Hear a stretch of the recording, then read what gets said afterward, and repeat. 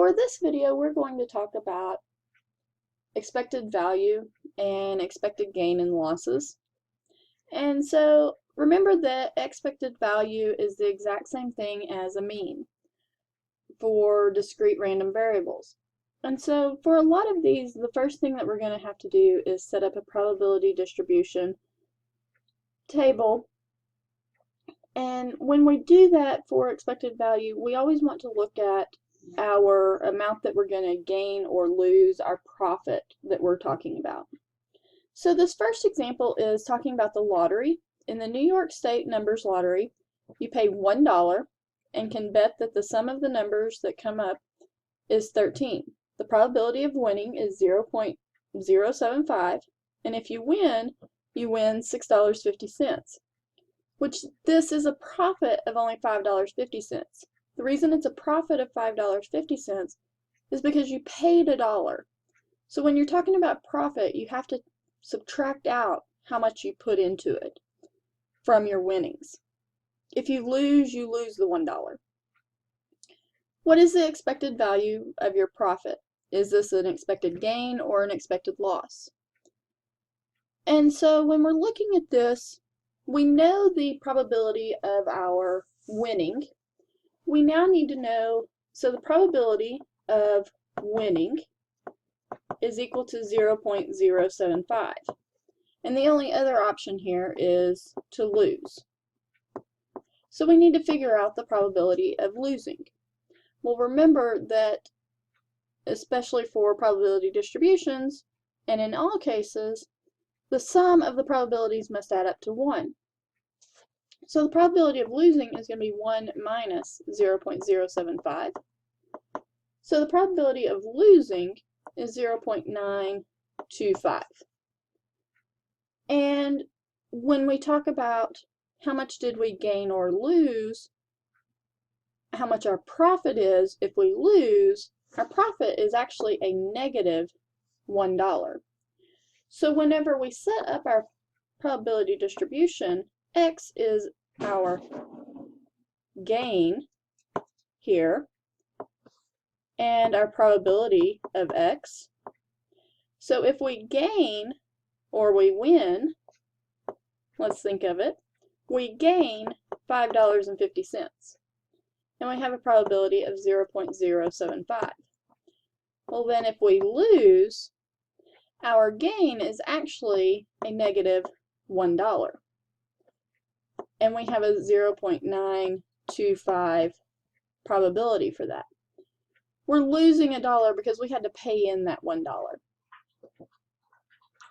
Now to find our expected value, remember that expected value is the same thing as our mean, which means that we're going to multiply our 550 times its probability and add it to our other option, which is a negative $1, times its probability.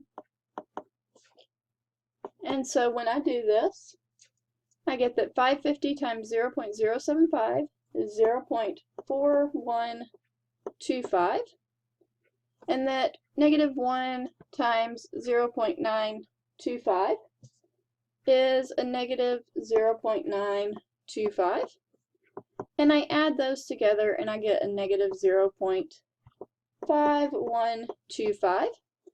And we're talking about money here, so anytime we're talking about money, we are going to round to the nearest cent.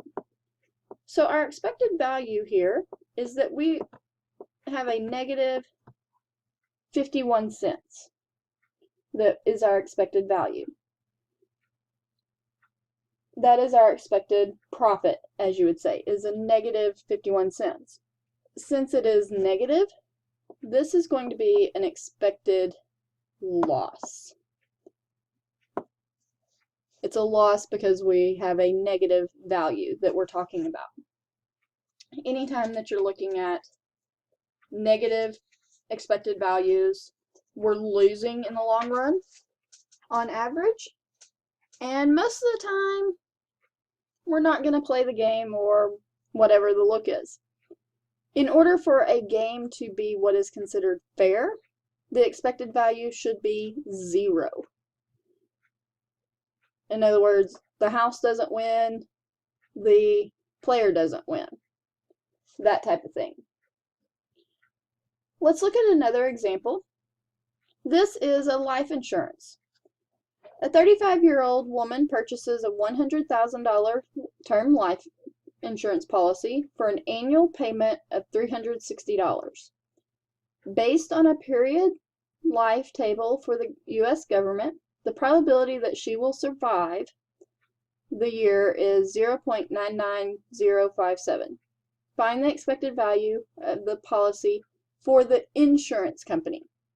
So in other words, we're looking at it from the insurance company's perspective. So from the insurance company's perspective, we have the probability that she survives and the probability that she dies. So the probability that she survives is 0.999057, and the probability that she dies is going to be 1 minus that. Now, if you do this in your calculator, you're probably going to get something like a 9.43 times 10 to the negative 4th. That's just scientific notation.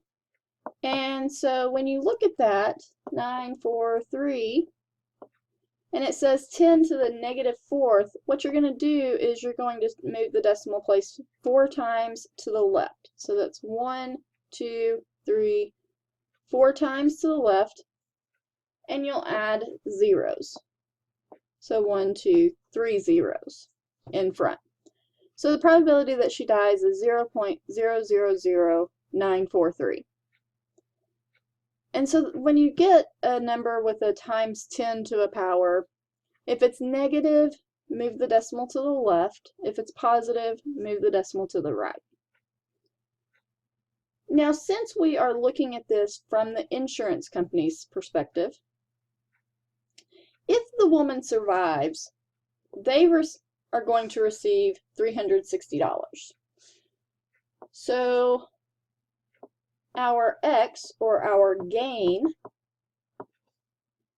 is going to be, for her surviving, is going to be $360. Now, if she dies, they're going to have to pay out $100,000. But here's the thing. The woman's already paid them the $360 because they pay it up front. So this is going to be $100,000 minus the $360. And so that's going to be $99,640 that they're going to have to pay out. So if they have to pay it out, it'll be a negative amount. Because remember, we're talking about the insurance company. They're going to have to pay it out. And so the probability of each is 0.999057 and 0.1230943. And we want to calculate the expected value. The expected value is equal to 360 times 0.999057 plus a negative $99,640 times 0.000943. So $360 times 0.999057 is going to be $359.66, and $99,640 times 0.000943 is going to be a negative $93.96. So the insurance company's expected value is going to be, let's see, 359.66 minus 93.96 is going to be $265.70. So that means overall they are going to receive a profit of $265.70. So overall, they're still going to win in the long run for this particular customer. And that's what they look at, is this profit loss. Is it a good deal? Things of that nature. Let's look at one other example, and this is a real estate investment. So Sean and Maddie purchase a foreclosed property for $50,000 and spend an additional $27,000 fixing up the property. So that means that they have spent a total of $77,000 on the house because they bought it for $50,000 and they spent an additional $27,000. So they've spent $77,000 so far. They feel they can resell the property for $120,000 with a probability of 0.15, $100,000 with a probability of 0.45, $80,000 with a probability of 0.25, and $60,000 with a probability of 0.15. We want to compute and interpret the expected profit for reselling the property. So what we need to do is we're looking at the gain that Sean and Maddie will receive versus its probability. So the first option is $120,000.